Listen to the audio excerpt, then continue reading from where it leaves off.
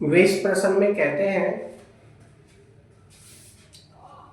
कि 25 माइक्रोफैराड धारिता के संधारित्र की प्लेटों के बीच 250 वोल्ट का विभवांतर लगाने से उसकी प्लेटों पर कितना आवेश संचित होगा। तो प्रश्न में जो दे रखा है उसको लिखेंगे। सबसे पहले यहाँ पर धारिता दे रखी है संधारित्र की C इक्वल टू 25 माइक्रोफैराड।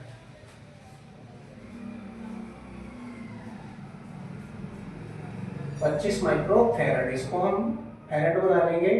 हो जाएगा 25 गुणा 10 की पावर माइनस के 6 फैराड। 250 वोल्ट का विभव है तो V इक्वल टू कितना, 250 वोल्ट। 250 वोल्ट पूछते हैं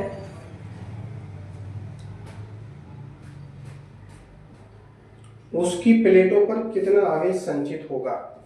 तो सबसे पहले याद करेंगे संधारित्र पर संचित आवेश।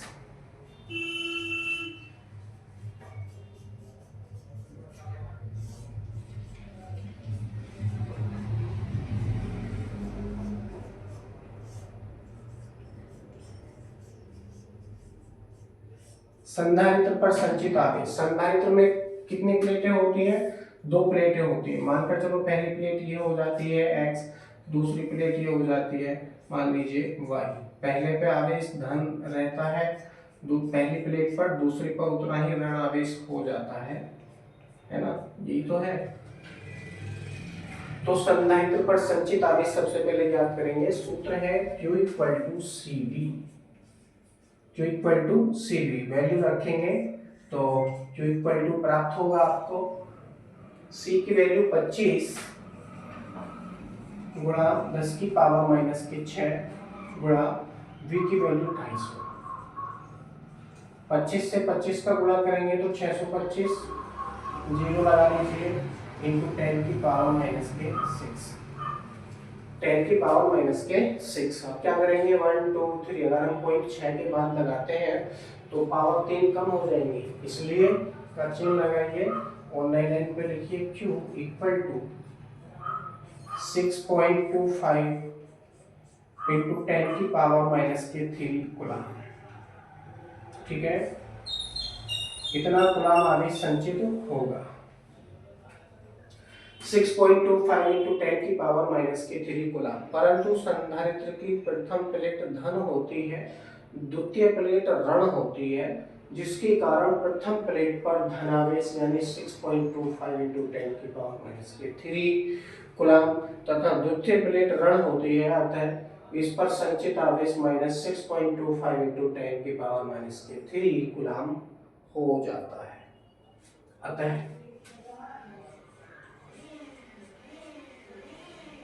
संधारित्र की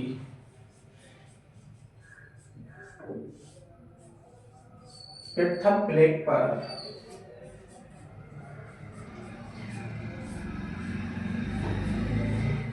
प्रथम प्लेट कौन सी है, X पर प्लस का चिन्ह लगाकर दर्शाइए 6.25 इंटू 10 की पावर माइनस के 3 कूलम तथा द्वितीय प्लेट पर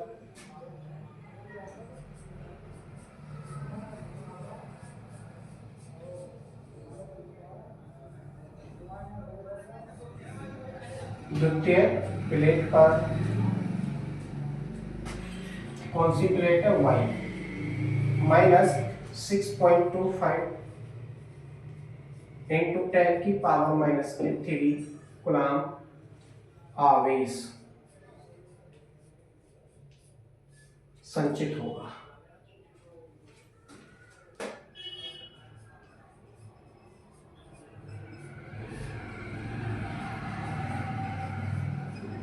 ठीक है, यहां आने के पश्चात ये प्रश्न आपका कंप्लीट हो जाता है। अगले प्रश्न में वो कहते हैं कि 100 पिकोफैराड का संधारित्र 100 वोल्ट तक आवेशित किया गया है। संधारित्र पर संचित आवेश ज्ञात कीजिए। इसी सूत्र का प्रयोग करते हुए इस प्रश्न को हम कर लेंगे। लिखेंगे संधारित्र पर संचित आवेश। ये अगला प्रश्न यहां से स्टार्ट होता है।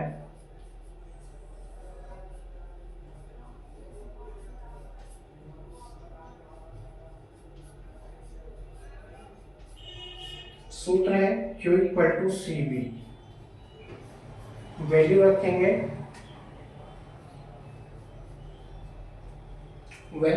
C की वैल्यू है 100 पिको फैरड।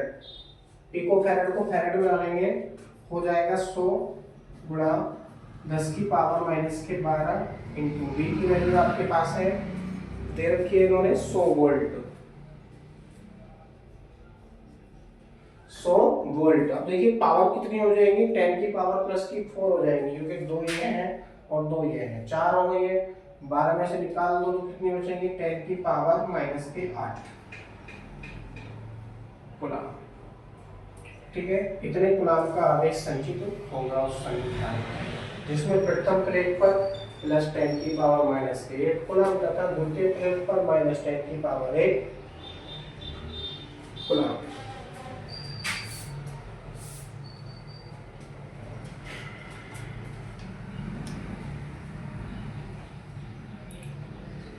इस प्रश्न में वो कहते हैं, अगला प्रश्न है, एक संधारित्र को 1000 वोल्ट से आवेशित करने पर वह 2 माइक्रोकूलम आवेश ग्रहण करता है, संधारित्र की धारिता ज्ञात कीजिए। इन्हीं सूत्रों का प्रयोग करते हुए ये सवाल भी हो जाएगा, कर लेते हैं।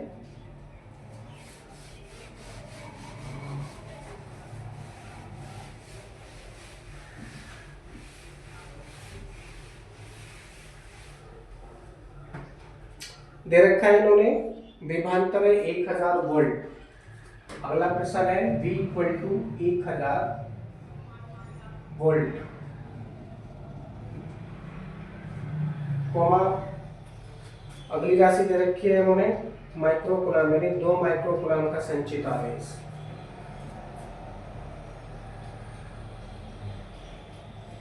माइक्रो को कूलम में बना लेंगे, हो जाएगा 2 इंटू 10 की पावर माइनस 6 कूलम। ठीक है, पूछते हैं संधारित्र की धारिता। लिखेंगे थ्योरी में संधारित्र की धारिता।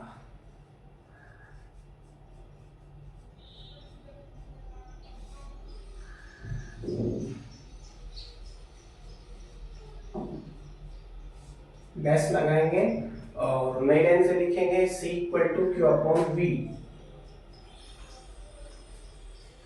ये सूत्र कहां से आया, संचित आवेश से सूत्र आया है Q इक्वल टू CV का प्रयोग करते हुए। तो C इक्वल टू हो जाएगा Q अपॉन V। Q की वैल्यू आपके पास में है 2 इंटू 10 की पावर माइनस के 6 पूरे के बेटे, और V की वैल्यू है आपके पास 1000। अब देखिए 1000 है, 10 की पावर प्लस की 3 है, ऊपर जाएगा तो किसका हो जाएगा, माइनस का हो जाएगा। इसलिए करके आप लिखिए C इक्वल टू हो जाएगा 2 इंटू 10 की पावर माइनस के 9 फैराड। संधारित्र की धारिता कितनी हो जाएगी, 2 इंटू 10 की पावर माइनस के 9 फैराड हो जाती है।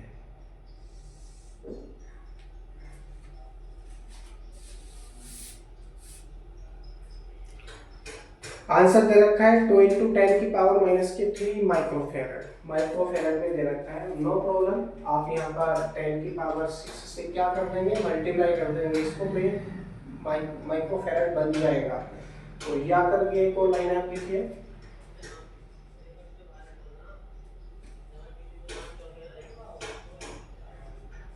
टू इंटू 10 की पावर माइनस के 3 माइक्रोफेराड। दोनों ही आंसर आपके सही है। अगला प्रश्न है, वो इस प्रश्न में कहते हैं कि एक समांतर प्लेट संधारित्र को 500 वोल्ट तक आवेशित किया जाता है। अब इसकी प्लेटों के बीच की दूरी को घटाकर आधा कर दिया जाता है। संधारित्र पर नए विभवांतर की गणना कीजिए। तो सबसे पहले जो दे रखा है उसको लिखेंगे, प्रारंभिक विभवांतर दे रखा है इन्होंने 500 वोल्ट। अगला प्रश्न है V इक्वल टू 500 वोल्ट दे रखा है, 500 वोल्ट। कहते हैं आगे, यदि संधारित्र की प्लेटों के बीच की दूरी को घटाकर आधा कर दिया जाता है, घटा के आधा कर दिया जाता है, तो संधारित्र पर नए विभवांतर की गणना कीजिए। तो लिखेंगे थ्योरी में माना, संधारित्र की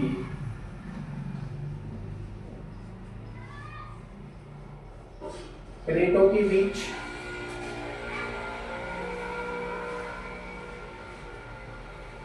ये प्रारंभिक विभवांतर है, इसको V1 से भी आप दर्शा सकते हैं।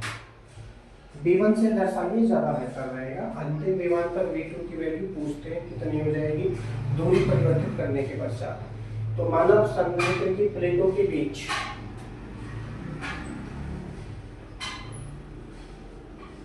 प्रारंभिक दूरी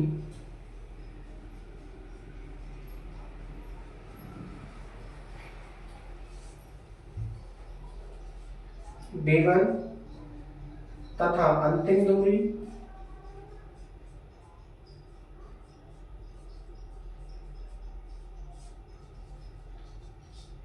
D2 है।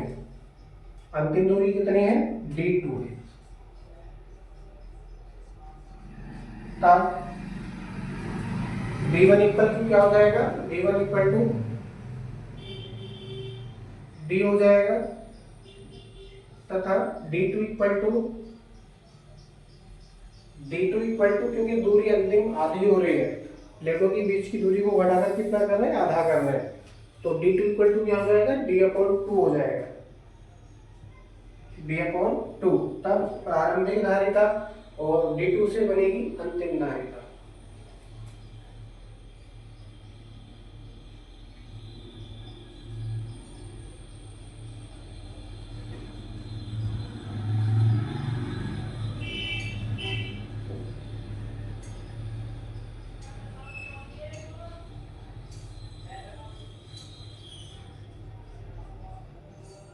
संधारित्र की प्रारंभिक धारिता कितनी हो जाएगी? C1 करके आप इसको लिखेंगे, इक्वल टू सूत्र है ε0 A/D1, ε0 A/D1। ओके, इसी प्रकार से संधारित्र की अंतिम धारिता आप ज्ञात करेंगे।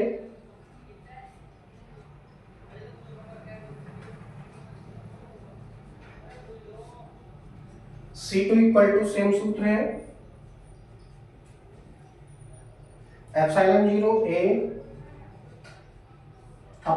A/D2। अब आप कहेंगे कि सर दूरी परिवर्तित होने से क्षेत्रफल परिवर्तित नहीं होगा क्या? भैया ए का मतलब है प्लेटों का क्षेत्रफल, प्लेटें परिवर्तित नहीं की उन्होंने, प्लेटें जो पहले थी वही है बाद में भी, तो प्लेटों का क्षेत्रफल परिवर्तित नहीं होगा। ε0 क्या है? निर्वात की विद्युतशीलता है, और डी क्या है? दूरी। D1 का मतलब प्रारंभिक दूरी, D2 का मतलब अंतिम दूरी। ठीक है ना? तो ये चीजें हैं। वैल्यू रखना चाहो वैल्यू रख लो, क्या हो जाएगा? ε0 A/D1 के स्थान पर क्या प्रयोग करेंगे? D प्रयोग करेंगे। उसी प्रकार से ε0 A/D2 के स्थान पर क्या प्रयोग करेंगे? 2D या D/2। तो D पहुंचेगा नीचे, अपॉन का जो 2 है पहुंचेगा ऊपर। ठीक है, अब देखिए तुलना यदि आप करेंगे तो ε0 A/D, ε0 A/D का मतलब क्या हुआ? C1 की वैल्यू है। किसकी वैल्यू है? C1 की वैल्यू है। अब यहां पर आकर के मान लीजिए इसकी धारिता कितनी हो जाती है? 1 फैराड हो जाती है। तो दूरी दुगनी, सॉरी, प्लेटों के बीच की दूरी आधी कर देने से उसकी धारिता दोगुनी हो जाएगी। ठीक है, घटा रहे हैं दूरी, आप घटा रहे हैं, जिससे धारिता दोगुनी हो जाएगी। अब आप याद कर लीजिए अंतिम विभवांतर।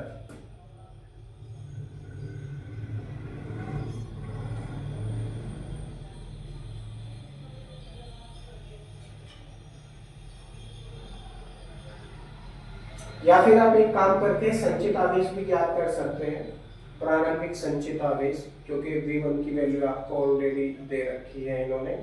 तो प्रारंभिक संचित आवेश यहां से ज्ञात कीजिए। संधारित्र पर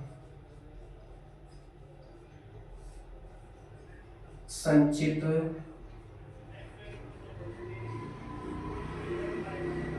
प्रारंभिक आवेश,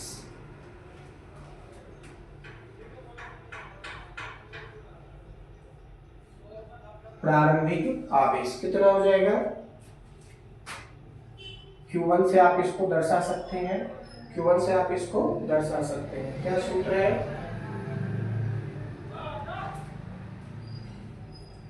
C1 V1, C1 की वैल्यू आपके पास में है एप्सिलॉन 0 A अपॉन D और V1 की वैल्यू है 500।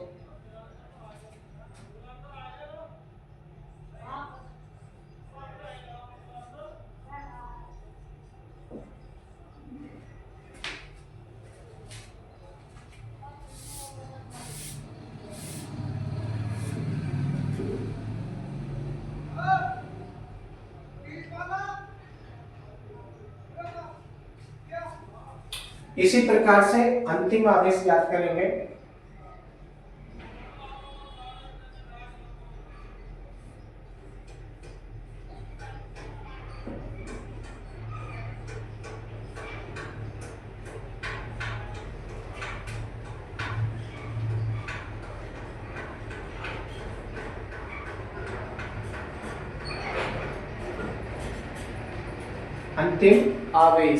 अंतिम आवेश कितना हो जाएगा?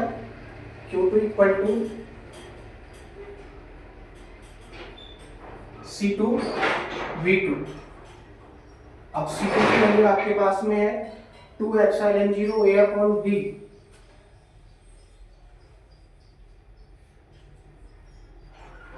Into V2।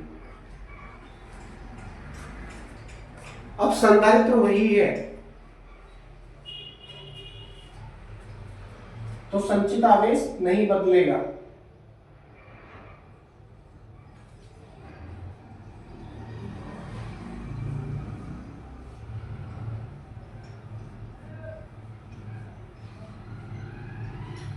संचित आवेश अपरिवर्तित रहेगा। क्यों रहेगा? क्योंकि संधारित्र वही है जो पहले था, बाद में भी वही है, कुछ परिवर्तन नहीं हुआ संधारित्र में, इसलिए संचित आवेश नहीं बदलेगा। तो संचित आवेश कैसा रहेगा? अपरिवर्तित रहेगा, पहले भी और बाद में भी। अतः Q1 equal to Q2,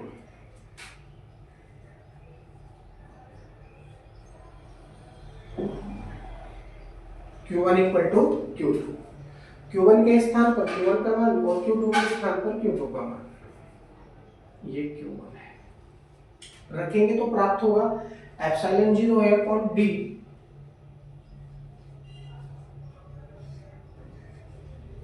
into 500 equal to, ऐसे यहाँ पर क्या प्राप्त होगा? 2 epsilon 0 A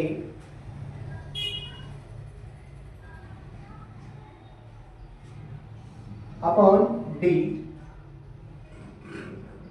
into V2।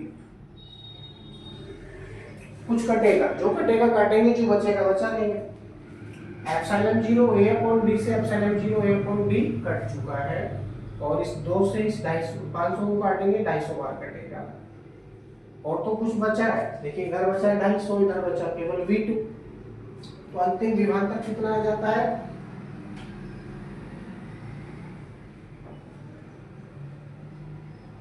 250 volt, 250 volt. इसका मतलब क्या हुआ कि प्लेटों के बीच की दूरी जब आधी कर देंगे तो विभव घटकर आधा रह जाएगा। यहां पर आने के पश्चात यह प्रश्न भी आपका कंप्लीट हो जाता है।